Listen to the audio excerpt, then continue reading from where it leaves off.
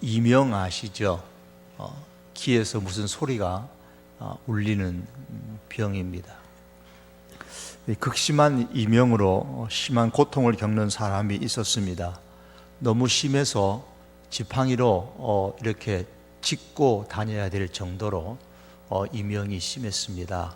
왜냐하면 너무 어지러워서 넘어질 수 있었기 때문입니다.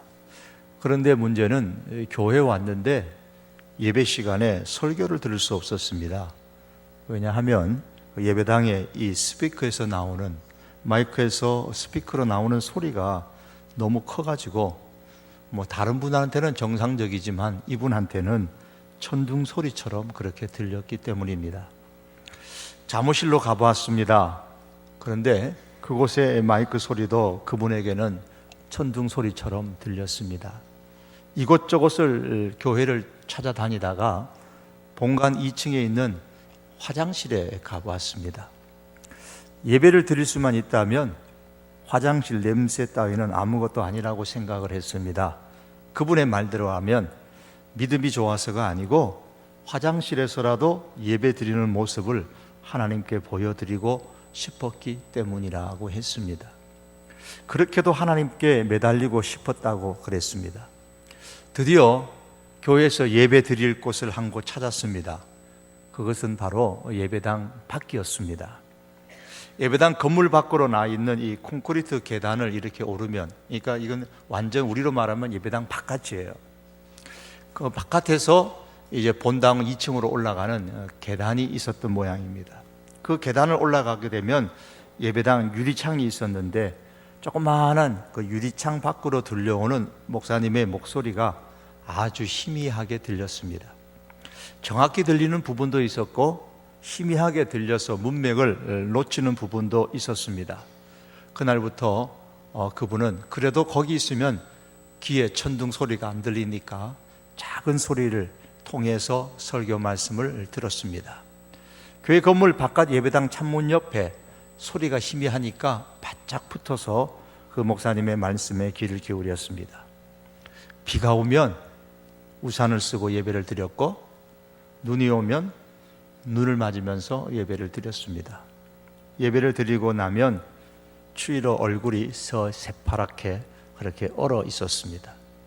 또한 여름 장마비가 내릴 때면은 그 우산 위로 떨어지는 그 빗방울 소리 때문에 그 희미한 목사님의 소리마저도 제대로 들을 수가 없었다고 합니다. 그렇지만은 그 빗방울 소리가 마치 예수님의 말씀처럼 그렇게 들려서 좋았다고 했습니다. 왜냐하면 자기가 서 있는 그 예배당 창가에 예수님께서 함께 서 계실 것이라고 생각했기 때문입니다. 이렇게 예배 드리기를 1년이 넘도록 예배당 창가에 서서 예배를 드렸습니다. 그가 이런 이야기를 했습니다.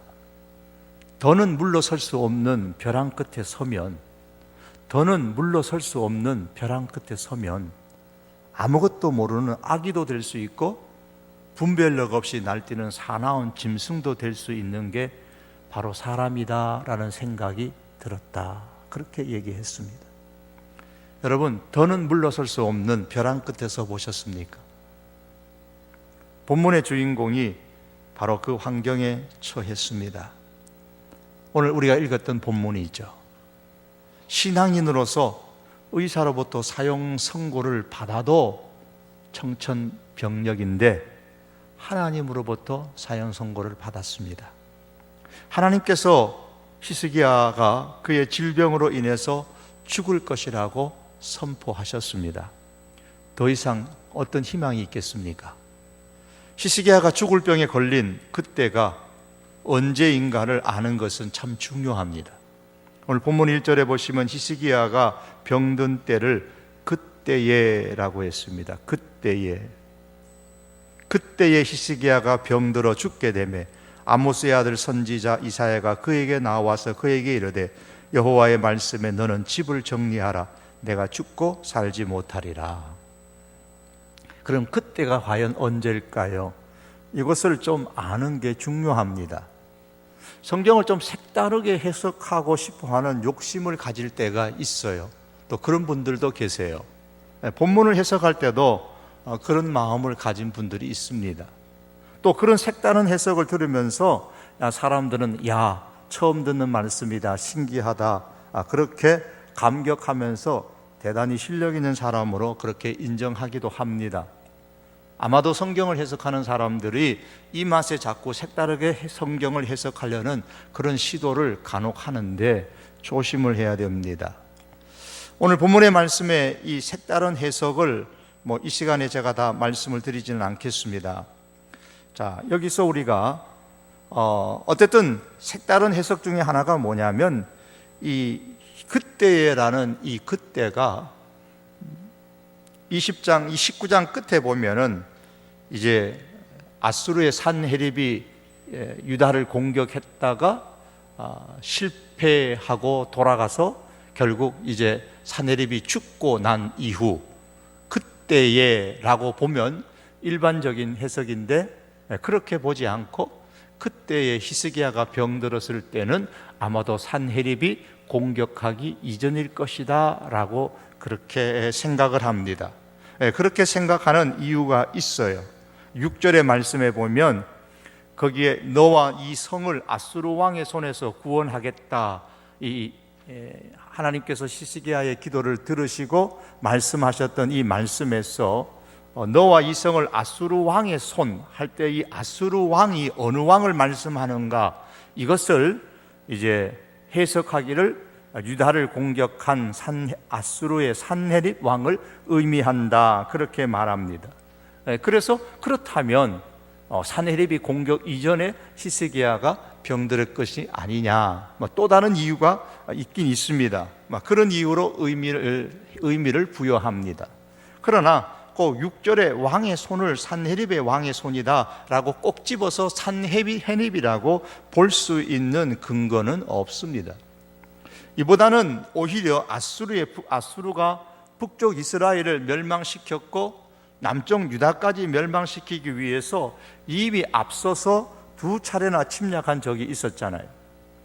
이로 인해서 히스기야와 그의 백성이 굉장히 두려워했습니다.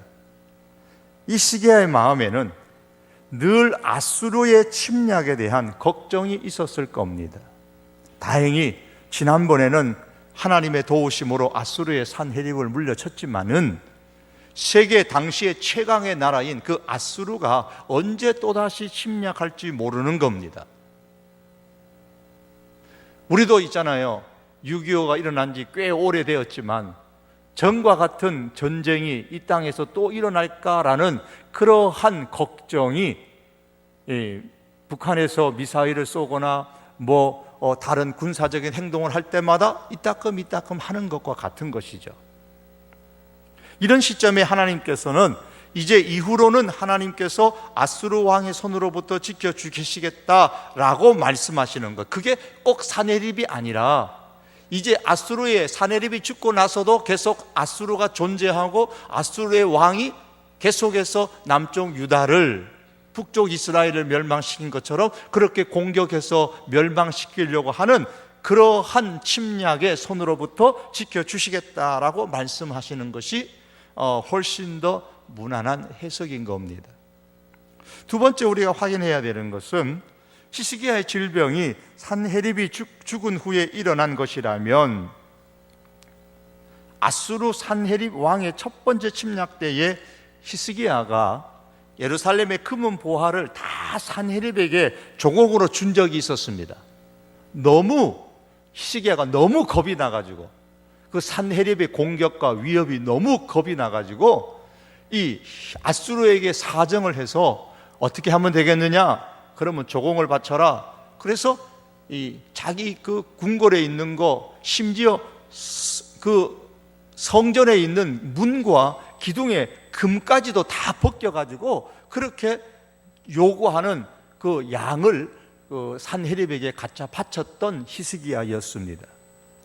자, 그걸 배경으로 두고 이제 히스기야가 병들었을 때에 바벨론에서, 아직 그때 바벨론은 신생국가였습니다. 바벨론에서 사신이 왔습니다. 왜냐하면 이 히스기야를 위로하기 위해서. 사신단이 왔을 때에 그들에게 보여줄 금은 보화가 예루살렘에는 없을 것이다 라는 말씀이 있습니다. 히스기야가 왔을 때 히스기야가 이 바벨론에서 온 사신들에게 금은, 보석, 보물들을 다 그 바벨론 사신들에게 보여줬다고 말씀하고 있거든요. 말씀에 오늘 20장에서 좀 더 내려가면 12절 이하의 말씀에서부터 이제 좀 내려가서 15절의 말씀에 보면 쭉 다 보여주는 내용이 나옵니다. 그러면 어떤 금과 어떤 은이 있길래, 어떤 보물이 있길래 히스기야가 보여줄 수 있었느냐는 거죠. 왜냐하면 산헤립에게 다 갖다 바쳤는데, 하나님의 기적으로 아수르의 산헤립이 유다 왕 히스기야에게 패배했을 때에 그 소문이 당연히 그 일대 지역에 널리 퍼졌을 것임에 틀림이 없죠. 당시에 가장 강력한 나라가 아수르였는데, 그런 아수르가 유다의 히스기야 왕에게 패했다는 것은 유수 중에 유수거리였을 겁니다. 그 소문을 들었던 주변 나라의 왕들이 많은 금과 은과 보물을 가지고 유다의 히스기야를 찾아왔다 그랬습니다. 역대하 32장 21절에 23절 말씀에 이런 말씀이 나옵니다. 여호와께서 한 천사를 보내 아수르 왕의 진영에서 모든 큰 용사와 대장과 지휘관들을 면하신지라. 아수르 왕이 낯이 뜨거워 그의 고국으로 돌아갔더니 그의 시내 전에 들어갔을 때에 그의 몸에서 난 자들이 거기서 칼로 죽였더라. 이와 같이 여호와께서 히스기야와 예루살렘 주민을 아수르 왕 사네립의 손과 적국의 손에서 구원하여 내사 사면으로 보호하심에 여러 사람의 예물을 가지고 예루살렘에 와서 여호와께 드리고 또 보물을 유다 왕 히스기야에게 드린지라. 이후로부터 히스기야가 모든 나라의 눈에 존귀하게 되었더라 그랬습니다. 자, 어쨌든 주변의 나라에서 볼 때는 유다의 히스기야가 최대 나라인 아수르의 산헤립을 물리친 거예요. 그 누구도 상상하지 못했던 그 아수르가 7년 전에는 북쪽 이스라엘을 멸망시켰거든요. 그런데 그 아수르, 물론 왕은 다른 왕이지만은 이번에는 산헤립, 전에는 살만에셀이지만 어쨌든 아수르에서 북쪽 이스라엘도 멸망당했는데, 그 아수르가 남쪽 유다를 공격해 왔을 때에 남쪽 유다도 틀림없이 아수르에서 멸망할 것이라고 주변의 나라들은 다 생각을 했는데, 뜻밖에도 히스기야가 이 아수르의 산헤립을 물리쳤단 말이에요. 그러니까 사방에서 주변에서 사신들이 오고, 사방에서 금, 은, 보화를 가지고 와서 히스기야에게 주고, 그리고 히스기야가 그 주변 나라에서 존귀한 사람으로 그렇게 대우를 받았다라고 그렇게 말씀하고 있습니다. 자, 이것을 보면 산헤립을 물리친 이후에 히스기야의 궁전, 성전에는 이전처럼 많은 금은 보화가 있었고, 이후에 바벨론 사신들에게 보여주었던 금은 보화의 많은 양이 바로 이때 생긴 것이라 그렇게 볼 수가 있습니다. 그리고 히스기야가 모든 나라의 눈에 존귀하게 되었다라는 23절, 그 다음 절인 역대하 32장 24절에 보면 그때에 히스기야가 병들어 죽게 되었다라고 말씀합니다. 그리고 온 본문에서 열왕기하 20장 1절, 19장에서 말씀에 37절, 36절, 아수르 왕 산헤립이 떠나 돌아가서 니느웨에서 거주하더니, 그리고 37절에 그리고 산헤립이 이제 죽습니다. 그런 다음에 20장 1절에 오면 그때에 히스기야가 병들어 죽게 되었다라고 말씀합니다. 그러므로 히스기야가 병들어 죽을 그때, 그 병들었을 때가 언제냐, 그 시간의 문제는 하나님의 기적으로 아수르의 산헤립을 물리치고 그 결과에 유다 백성들 뿐만 아니라 주변 나라의 눈에 히스기야가 존귀한 대접을 받게 되었을 때를 의미합니다. 이전의 색다른 해석은 뭐냐면, 히스기야가 병들었을 때는 아수르에 의해서 침략을 받기 전에, 즉 산헤립의 공격을 받기 전이다, 그때다라고 이제 20장 6절 말씀과 그리고 20장 12절에서 15절의 말씀의 근거를 가지고 이야기를 합니다. 그러나 문맥의 전체의 흐름을 두고서 이 상황을, 배경을 좀 더 생각을 해보면 그때라는 이 말씀은 문맥의 흐름 속에서 그대로 해석해서 산헤립이, 아수르의 산헤립이 죽고 난 이후, 더 정확히 말하면 산헤립이 죽고 난 이후에 주변 나라의 눈에 히스기야가 존귀한 대접을 받고 있었을 때, 그때에라고 말할 수가 있습니다. 한마디로 말하면 이 히스기야가 이제는 국내 스타를 넘어서서 세계 스타가 되었을 때예요. 아수르의 산헤립을 물리침으로써 주변의 나라도 부러워하는 존귀한 사람이 된 세계적 스타가 되었을 그때에 히스기야가 병들었다, 그렇게 봅니다. 그러므로 히스기야의 이 질병은 하나님의 또 다른 음성이라고 할 수가 있습니다. 어떤 음성일까요? 월드스타가 되었을지라도 하나님 앞에서 교만하지 말라는 하나님의 음성입니다. 월드스타도 하나님께서 한번 치시면 죽을 수밖에 없는 나약한 존재라는 사실을 깨달으라라는 그런 하나님의 음성인 겁니다. 아무리 잘난 사람일지라도 하나님께서 그 인생의 무대를 내리시기로 결정하시면 그날부터 끝입니다. 사람은 늘 한순간도 이것을 잊지 말고 살아야 합니다. 인간이 걸리는 모든 질병이 다 하나님의 징계로 말미암아 오는 것은 아닙니다. 나의 질병이 반드시 나의 죄로 말미암아 오는 것도 아닙니다. 그러나 그렇다 할지라도 우리 그리스도인들은 어려움을 당할 때에 가장 먼저 생각하고 가장 먼저 행동으로 옮겨야 할 것은 어려움을 당할 때에 하나님 앞에서 자신을 돌아봐야 합니다. 그리고 그 어려움을 기도의 기회로 삼아야 합니다. 히스기야가 산헤립을 물리친 이후에 월드스타가 되었을 때, 그때에 죽을 병에 걸렸고, 그리고 그때에 히스기야는 눈물로 하나님께 기도를 드렸습니다. 자, 그럼 과연 그가 흘린 눈물은 어떤 의미일까요? 오늘 주제가 바로 제목이 히스기야의 눈물입니다.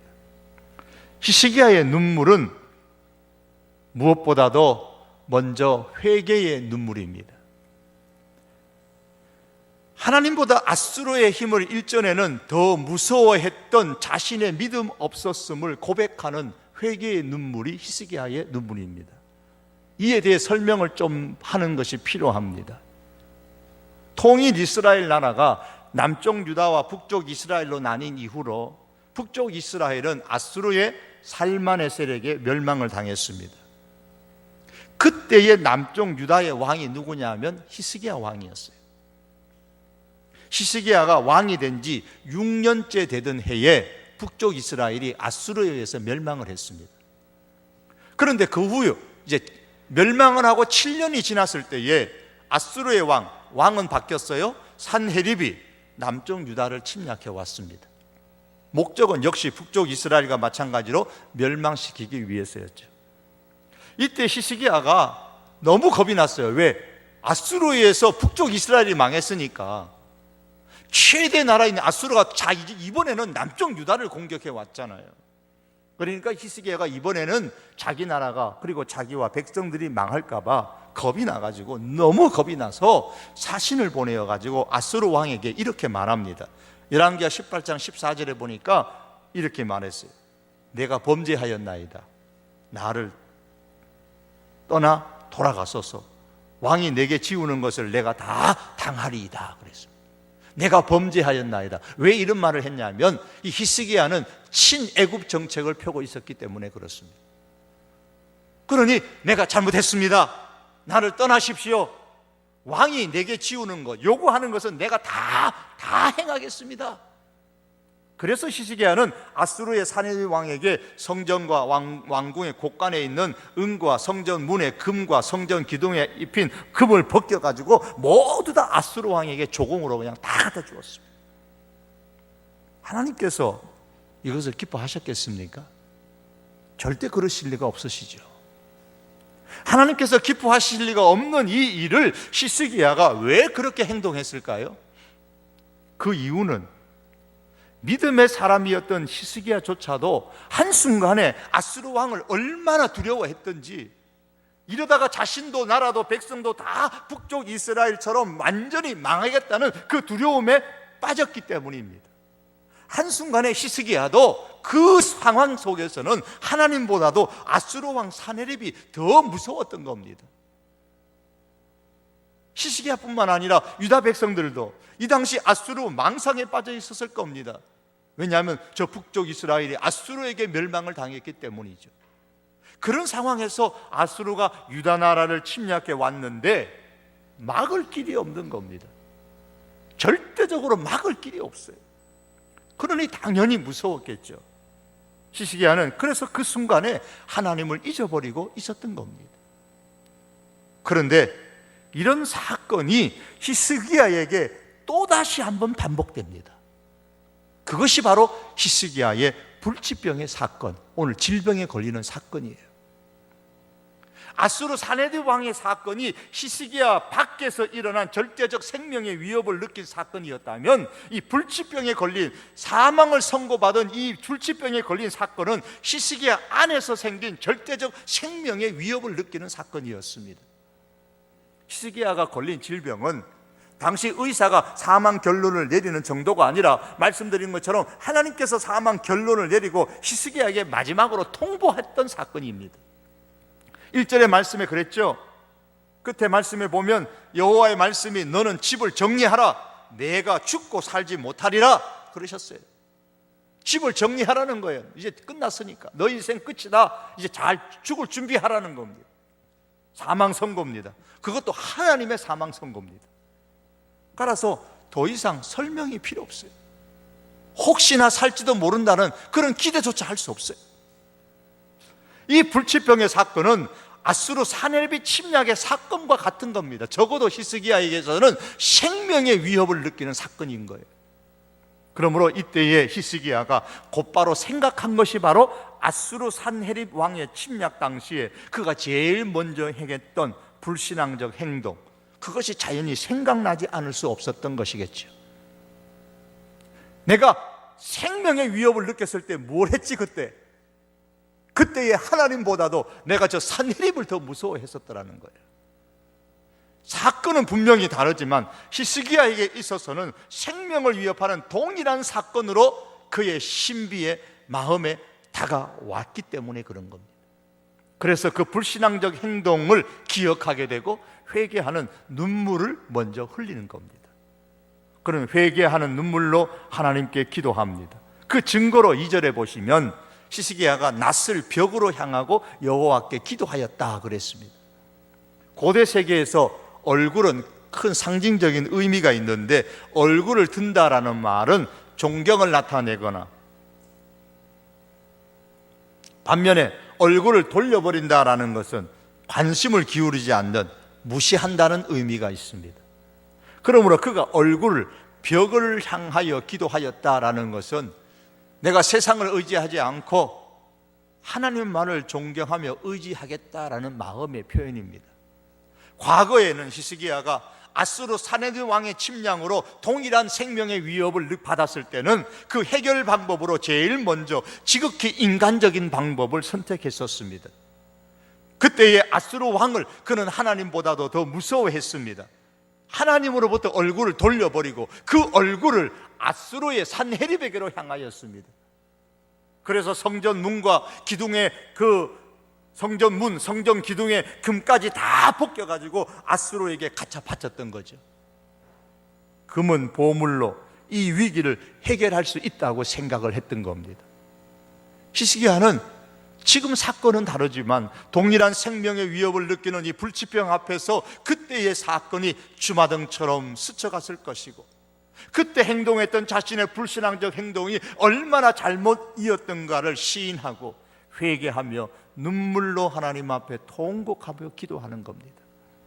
그러므로 히스기야의 눈물은 생명의 위기를 당했을 때에 하나님께로부터 얼굴을 돌려버렸던 행동에 대한 회개의 눈물이라고 할 수가 있습니다. 하늘의 사냥개라는 시를 썼던 프란시스 톰슨이라는 사람이 있습니다. 영국의 시인입니다.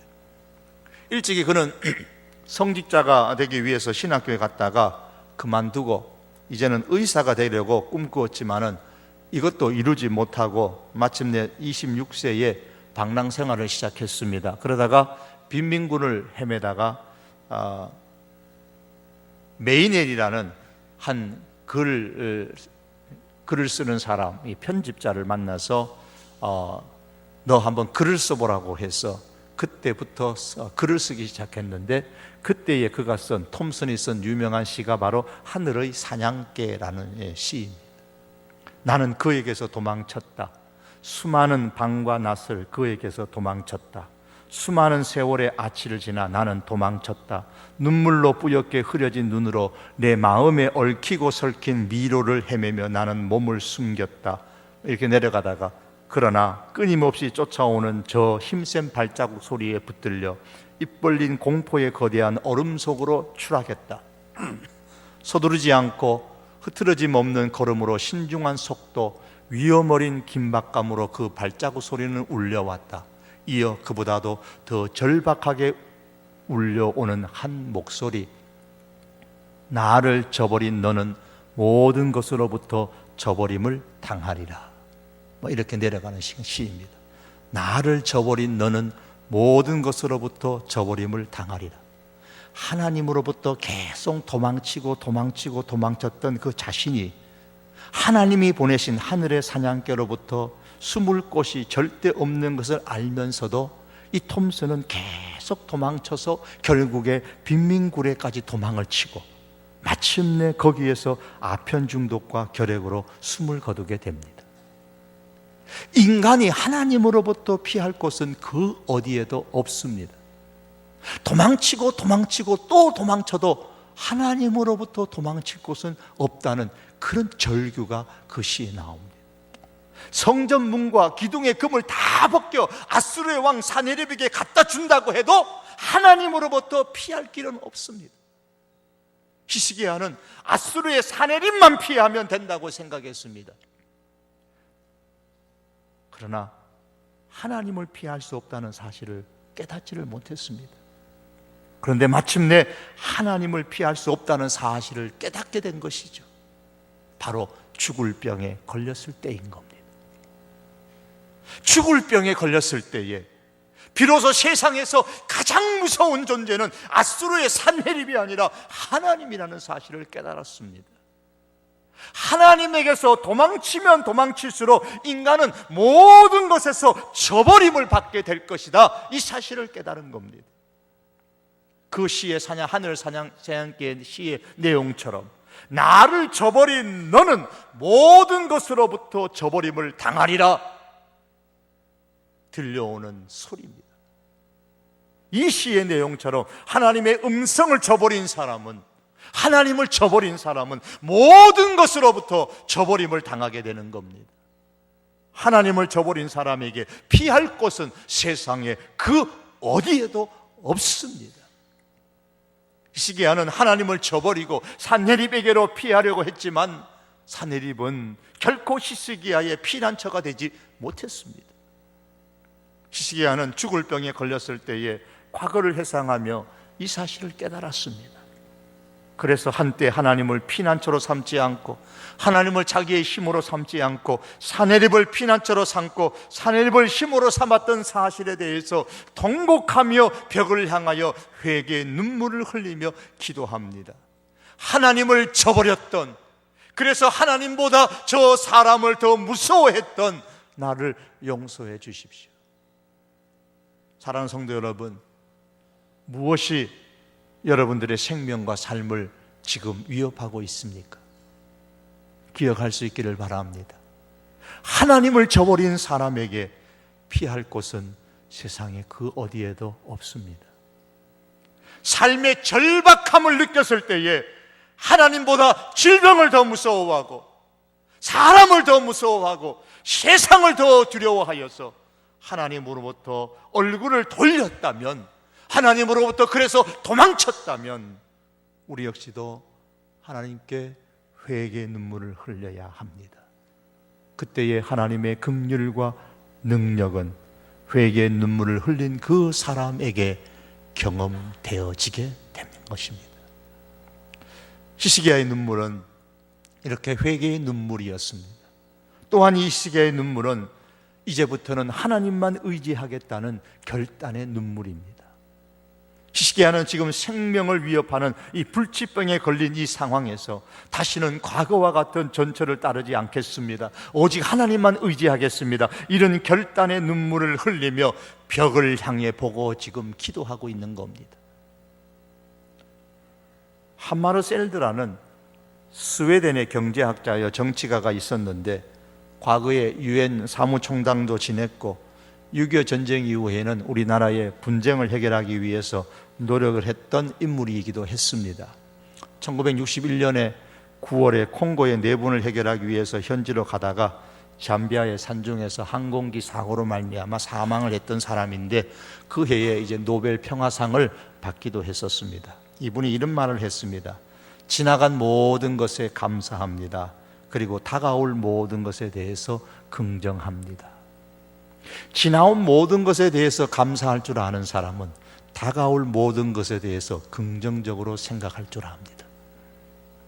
히스기야가 불칠병 앞에서 과거의 불신앙적 행동을 깨닫고 회개의 눈물을 흘렸다는 것은 그렇게 불신앙적 행동을 했던 나약한 사람이었음에도 불구하고 하나님께서 나의 기도를 들으시고 아수르의 산헤립의 위협으로부터 나의 백성을 생명을 구원해 주신 것에 대한 감사의 마음이 있었기 때문일 겁니다. 실제로 그러했습니다. 처음에 아수르가 너무 두려워해서 성전에 있는 문과 벽에 금까지 다 갖다 아수르에게 바쳤는데 아수르 왕 산헤립이 약속을 어기고 다시 이 유다를 공격해 왔습니다. 유다를 공격해 왔을 때 그때는 뭐 이제 다른 방법이 없으니까 히스기야가 절대적으로 하나님을 의지합니다. 그리고 하나님 앞에 기도했을 때에 하나님께서 그 히스기야의 기도를 들으시고 하나님의 기적을 통해서 하룻밤에 아수르의 군사 사네립의 군사 18만 5천 명을 죽이시고 극적으로 승리하게 되는 경험을 하게 되었던 것이죠. 히스기야는 아수르 사네립의 침략 사건을 두고서 하나님 앞에 정말 감사한 거예요. 그런데 이제 또다시 생명의 위협을 받는 불치병 앞에 앉아 있는 겁니다. 이 상황을 히스기야가 어떻게 해석하면서 기도하고 있을까요? 함마르셀드의 말처럼 히스기야는 지나간 것에 대해서 감사했기에 지나간 영적인 체험, 지나간 영적인 경험에 대해서 기도를 통하여서 경험했던 이 놀라운 하나님의 기적을 경험했기 때문에 지금 당하고 있는 이 불치병의 상황 속에서 이제 긍정을 하면서 하나님 앞으로 다가가는 겁니다. 아수르 사네립 왕의 요구에 따라 금은 보물을 잔뜩 바친 이후에도 다시 사네립이 유다를 공격했습니다. 그때 히스기야가 깨달았습니다. 오직 내가 의지할 분은 하나님밖에 없다는 사실을. 그는 결사적으로 하나님 앞에 매달렸습니다. 그 열왕기하 19장 14절 이하의 말씀에 보면 히스기야가 기도합니다. 우리 하나님 여호와여 원컨대 이제 우리를 그의 손에서 구원하옵소서. 역대하 32장 20절에 보면 이러므로 히스기야 왕이 아모스의 아들 선지자 이사야와 더불어 하늘을 향하여 부르짖어 기도하였더니 그때 하나님께서 히스기야의 기도를 들어주셨습니다. 이스라엘 하나님 여호와의 말씀이 내가 아수르 왕 사네립 때문에 내게 기도하는 것을 내가 들었노라. 열왕기하서 19장 20절 하반절의 말씀입니다. 자신과 나라의 생명의 위기 앞에서 기도 응답을 체험한 히스기야는 이제 이번에는 생명의 위협을 받는 이 불치병 앞에서도 동일하게 하나님을 의지하는 결단의 눈물을 흘리면서 기도합니다. 하나님께서 히스기야의 그 눈물을 역시 이번에도 보셨습니다. 그리고 그의 눈물의 기도를 들으셨습니다. 오늘 성경의 말씀처럼 내가 내 기도를 들었고 내 눈물을 보았노라. 5절의 중반절의 말씀이죠. 사랑하는 성도 여러분, 영적 체험이라는 것은 사람으로 하여금 또다시 기도의 자리로 가게 만들고 또다시 영적인 행동을 하게 만듭니다. 기도를 통하여서 하나님이 응답하시는 영적인 체험을 해보셨습니까? 그 사람은 틀림없이 또다시 기도의 자리로 가게 되어져 있습니다. 그리고 또다시 영적인 행동을 하게 되는 겁니다. 그때의 그 기도와 그 영적인 행동은 또다시 영적인 체험을 일으키게 되는 것이죠. 우리는 감사의 70년의 현장에 서 있는 사람들입니다. 비록 우리가 감사의 70년에 서 있지만 사실 우리가 감사의 70년 하지만 그 감사의 70년을 피부로, 온몸으로, 온 삶으로 경험한 분은 그렇게 많지는 않으실 겁니다. 그러나 어쨌든 우리는 감사의 70년의 현장에 있는 사람들입니다. 그러나 우리에게는 또다시 부흥의 70년을 일으킬 현장의 주인공이 되어야 될 사람들입니다. 누구보다도 많은 눈물의 기도가 필요한 시점입니다. 감사의 70년이라면 우리는 당당하게 또한 70년을 맞이할 준비를 해야 되는 사람들입니다.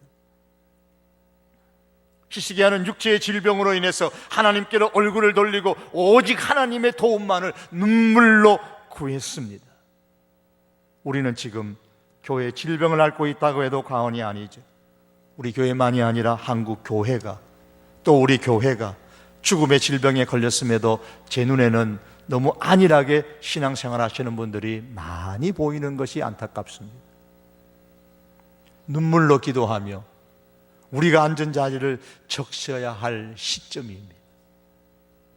정말 이 성도교회를 통해서 과거의 70년의 영적인 경험을 내 삶으로 하셨다면 또다시 우리는 눈물로 하나님 앞에 앞으로 다가올 70년의 부흥을 기대하면서 하나님께 눈물로 통곡하며 기도해야 됩니다.